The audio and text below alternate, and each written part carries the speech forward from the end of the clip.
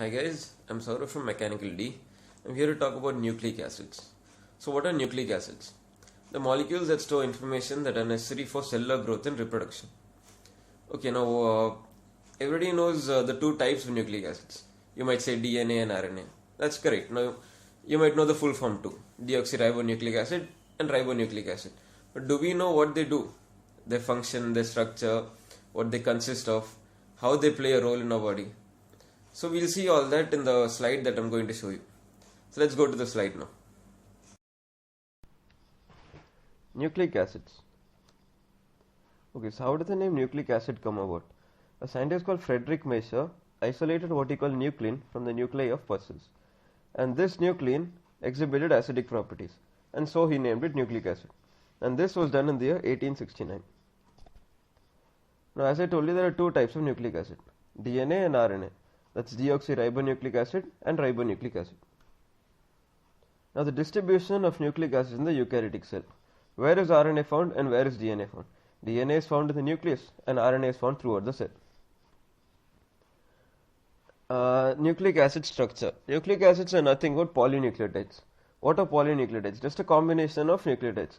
Poly means many, so polynucleotides means many nucleotides. Okay, now let's talk about the structure of a nucleotide. It basically consists of three groups. That is a phosphate, a sugar and a base. Now the sugar can be either a ribose or deoxyribose. The base can be either purines or pyrimidines. Okay, so now we saw what is a nucleotide. Let's see what's a nucleoside. A nucleoside is nothing but a ribose or deoxyribose plus bases. If you notice it, the difference between nucleoside and nucleotide is that nucleoside doesn't have a phosphate group. That's the difference between these two.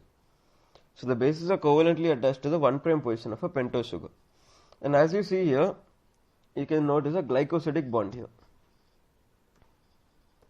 Okay, as I told you, nucleotides nucleoside plus phosphate, because nucleoside doesn't contain phosphate.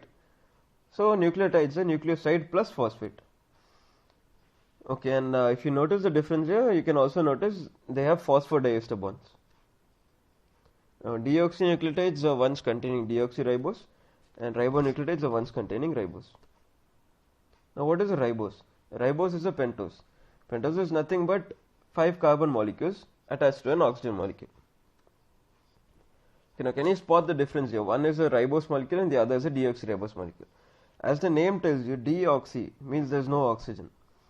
So you can notice in the second carbon from the right that ribose has an oxygen molecule and deoxyribose doesn't have an oxygen molecule. So that's the difference here. Okay, now the sugar phosphate backbone. The nucleotides are all oriented in the same direction. The phosphate group joins the third carbon of one sugar to the fifth carbon of the next in line. Now bases. Let's talk about bases. Under bases you have purines and there are two types. One is adenine and the other is guanine. And then you have pyrimidines, under which you have three: cytosine, uracil and thymine. Now these are the structures of all the 5 bases I told you. Now what's the difference between a thymine and a uracil? There's no difference. Thymine is there's no big difference in the sense thymine is just a 5-methyl uracil. That's a methyl group extra at the 5th position. Now if you notice, DNA consists of AGCT and RNA consists of AGCU. That is, DNA has thymine and RNA has uracil. The other three bases are common for both.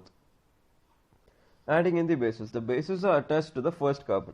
The order is important because it determines the genetic information of the molecule. DNA is made of 2 strands of polynucleotides. As you can see, there are 2 strands and they are attached by hydrogen bonds. The hydrogen bond is between the bases. DNA is made of 2 strands of polynucleotide. The sister strands of DNA molecule run in opposite directions. That is, they are antiparallel and they are joined by bases. And each base is paired with a specific partner. That is, A is always paired with T and G is always paired with C. That is, purine with pyrimidine. Now these strands are complementary but not identical. And the bases are joined by hydrogen bonds, which are strong. Now let's talk about the structure of a DNA. Okay, so the basic definition is it's just a base sequence in polydeoxynucleotide chain. The smallest DNA in nature is virus DNA, and the length of a X174 virus DNA is 5386 bases, and the length of a human genome is the 30,000 lakh pair bases. Now let's talk about functions of a DNA. Okay, so it's a carrier of genetic information, and the strand is involved in replication and transcription. Now, what is a gene? It's just a minimum functional unit in DNA, and a genome is a total collection of genes in a living cell or a living being. So, how did they first observe DNA? These are two scientists, Wilkins and Franklin, and in the year 1952, using X-ray crystallography, they got the structure of a DNA. Now, these are other two scientists that play an important role in how the DNA structure looked. They are Watson and Crick, and they have this base pairing rule.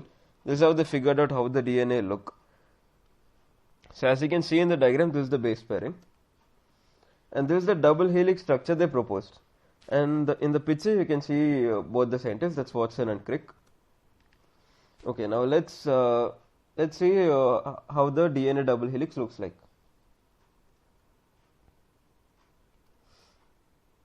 Okay, so it has two separate strands. As I told you, there are two separate strands, and it's in the direction 5' to 3'. And there's base pairing. The both are linked by bases, and they're complementary. And they have sugar phosphate backbones.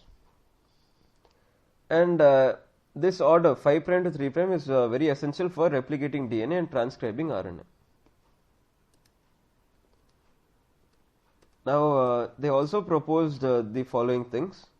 They proposed that the DNA double helix has a beta form, and it's coiled in a right-handed fashion. The diameter of the double helix is 2 nanometer. The distance between two base pairs is 0.34 nanometer, and each turn of the helix involves 10 base pairs. That sums up to 3.4 nanometer. And the stable configuration can be maintained by hydrogen bond and base stacking force. That's the end of this presentation. Thank you.